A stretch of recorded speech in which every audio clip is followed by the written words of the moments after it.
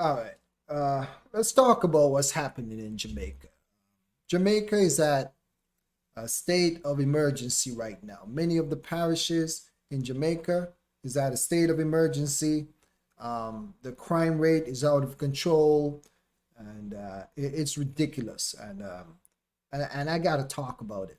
Okay, it is sad because as men of the community, we are tasked with taking care, protecting our elderly, the weak, the sick, the children, the women of the community. We are tasked with leading, being innovative, and creating a better future for the youths of tomorrow. But instead, in Jamaica, they are terrorizing the place, terrorizing the place. And the prime minister has even mentioned that he will be working closely with the FBI of the United States to resolve the issue, right? So he have to go outside of his community to get other men to come and get grown men in line, in place. And you know what that means, right? We are opening a window for another country to have the influence and have the ability to alter our culture, to alter the culture, to alter the culture of Jamaica in whatever way they feel are deemed necessary. And there's nothing the local people will be able to do about it. And I cannot blame the government for that. Okay? Because too long we have been blaming the government for the state of affairs, or the state of the community, and we just have to call it as it is. We have some wicked people who don't care about nobody else but themselves, and so they go and terrorize the community. There are a lot of hardworking people, people who go to school, people who go to work and try to do the right things, but they have to share the community with these bad apples, and it's time to call them out, right? Major figures who have been protecting these people for a while, speaking up for the poor, and these bad apples just find a way to intermingle themselves with the community, and they need to be weeded out some way, somehow. Men like Marcus Garvey, the great ancestors, are rolling in their grave right now. So today, what I'm going to do, I'm going to share with you some of the news articles I went through. I made sure to remove a lot of the unnecessary things that have nothing to do with what is happening there. And that way I can provide you with the relevant stuff, right, when it comes to the news. Okay, but before I get into that, I want to share something else with you. Right? It's a short video, very short video of a situation in the wild where there were two wildebeest, two wildebeest fighting against each other, and they locked on, and then they started to get devoured by hyenas. And to me, this kind of reminds me of the state that we are in the Caribbean, where we destroy each other, we fight against each other, we make each other our enemies, and when that happens, it opens the window for other people, right, to come in and do whatever they want. Okay, so with that, just bear with me a bit. Let us get into this.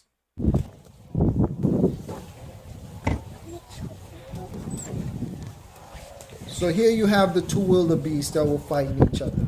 They're locked in, and now you have hyenas just doing as they feel.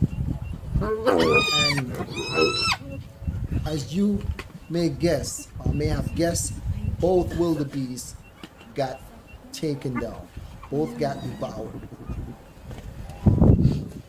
Okay? So with that, let us get back into what is happening in the beautiful island of Jamaica.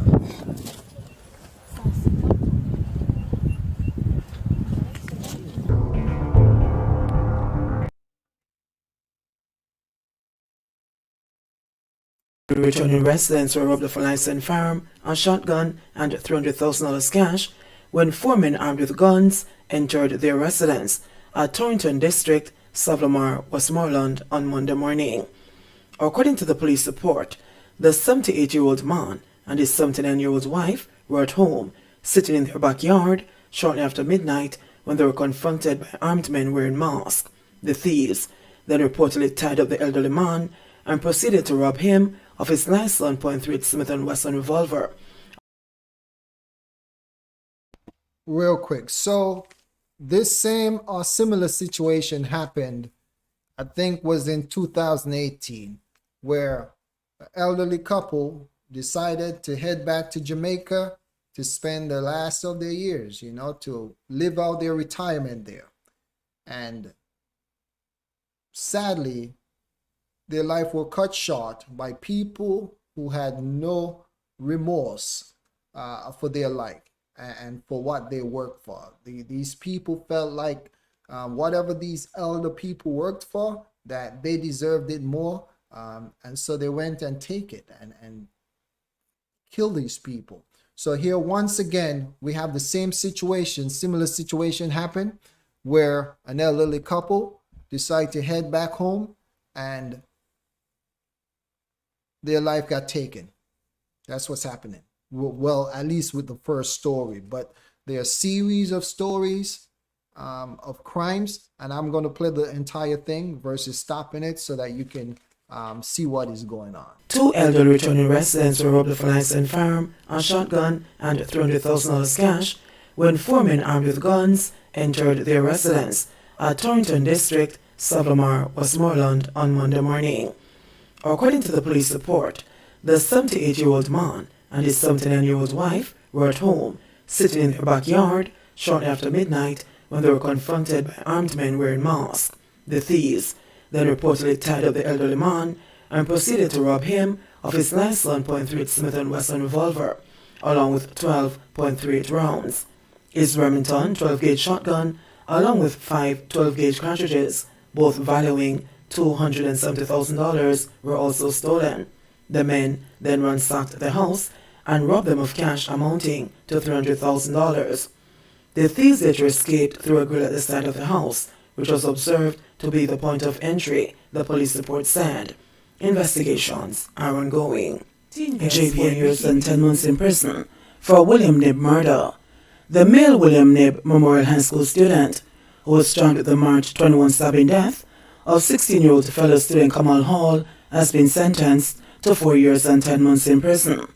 The sentence was handed down today by presiding High Court Justice Andrew Thomas when the matter was heard before the St. James Circuit Court. The hearing was transferred to St. James from the Trelawney Circuit Court. The defendant, whose name is being withheld because he is a minor, was represented by attorney at law Marissa Dalrymple Filbert during the hearing. The facts of the case are that on March 21, Hall was the goalkeeper for William Knibb Memorial High School's football team, and the other boy got into a fight on the grounds of the school compound, during which a knife was used to stab Hall in the neck. Hall was rushed to hospital, where he was pronounced dead. Later reports indicated that the fight was over a guard ring, which Hall had allegedly been accused of stealing. Guard rings are often used by wrongdoers who believe they can protect them from their enemies, as well as police detection. During his previous appearance in the Trelawney Circuit Court on November 7, 2022, the young convict pleaded guilty to manslaughter. Fisherman killed in St. Mary. The murder tally for St. Mary's increased to 42, following the killing of a fisherman in Onoto Bay on Monday morning. The deceased is 19-year-old Desmond Mitchell, otherwise called Mark, of Cargill Lane, Onoto Bay. According to reports, Mitchell was at home when persons claiming to be police officers knocked on his door. When he opened the door, the assailants fired shots, hitting him in the head. He was taken to the Onoto Bay Hospital, where he was pronounced dead. Man gunned down after leaving wake in Westmoreland. A man was shot dead while returning home from a wake with his girlfriend in Bethel Town, Westmoreland on Monday morning. The deceased has been identified as 46-year-old Michael Hilton, a technician from the community. Reports from the Westmoreland police are that Hilton and his girlfriend were walking home shortly after 1 a.m. when they were confronted by a lone gunman who opened gunfire at Hilton, hitting him several times in his chest and upper body. His girlfriend escaped injury after she ran into nearby bushes. The gunman then escaped on foot in the area. The deceased was transported by residents to the Conway Regional Hospital in St. James, where he was pronounced dead. Investigations are ongoing. 4 people have been killed in Westmoreland in the last week. Man's body found with hand severed in Ensom City. Investigators in the St. Catherine North Police Division are trying to ascertain the identity of a man whose body was found with the left hand severed. It has been reported that about 6:30 a.m., passers-by stumbled upon the body near the Ensom City Community Center in Spanish Town. The police were summoned and upon their arrival observed that the body was lying face down. It had on a pair of Puma sneakers. Taxi operator busted for robbery and sexual assault of women. A taxi operator who allegedly assisted 2 men who robbed and sexually assaulted 2 women at their home on Tuesday, November 8, has been charged by the Halfway Tree Police. He has been identified as 28-year-old Kemar McCarthy, a taxi operator and pig farmer of Balcombe Drive, Kingston 11. According to information from the Corporate Communications Unit, CCU, of the Jamaica Constabulary Force, police used technology to track the man's vehicle hours after the crime was committed. He was subsequently located and arrested. Reports from the Halfway Tree Police are that about 12 p.m., McCarthy and 2 other men attacked the women at their home, robbed them, assaulted them, and then escaped. The police responded quickly to the reports and activated their vehicle tracking technology. The motor car was subsequently intercepted and McCarthy arrested. Follow-up operations were carried out at his home, where the stolen items were recovered. After being interviewed in the presence of his attorney, he was charged with robbery with aggravation, aiding and abetting robbery with aggravation, and aiding and abetting rape. McCarthy is expected to answer to the charges in the Corporate Area Parish Court on Friday, December 9. His accomplices remain at large, but detectives continue to follow leads in the case. Okay, so there you go, and there's so much more, and I basically just take some of what is happening in Jamaica and decide to share it with you. So earlier I was also listening to a gentleman from a different community out of the Caribbean, out of Jamaica, saying that folks of African descent are not civilized. They cannot operate in a civil manner unless other people are in charge of them. And what's happening in Jamaica is proving his point. So now the prime minister have to reach out to people of a different community and get them involved with their affair so that we can get back to some form of stability, right? And that is why I must say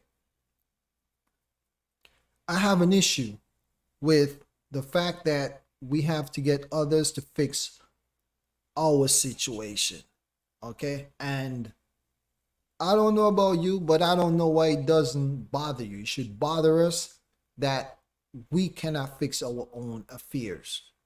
And this is not me knocking the prime minister. He has to do what he has to do, and the government cannot do it all by themselves, right? If the men of the community do not want to get right, you have to force them to get right. And that's what he have to do, and that's what he's doing. But it is sad, right? Because it would be great for our youths to see that we took responsibility and fixed our own affairs, and we did not have to get others to do it for us, right?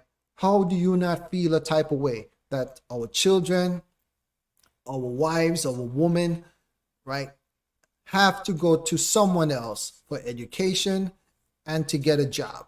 Sure, we've been disenfranchised, but we have more than enough time to reverse that, right? The Japanese had their situation, and already they are on top of the world again. So we have no one to blame but us. We must fix our affairs, because at the end of the day, when you continue fixing someone else's house or having someone else fix your situation, they're going to get credit for it, and it does such an advantage to their children and such disadvantage to us, our children coming up. So again, The ancestors are rolling in the grave to see that they fought so hard to get us to where we are today, only for us to continue to terrorize each other, right? And to rely on the same people that they were fighting to get us back in order. It is very sad.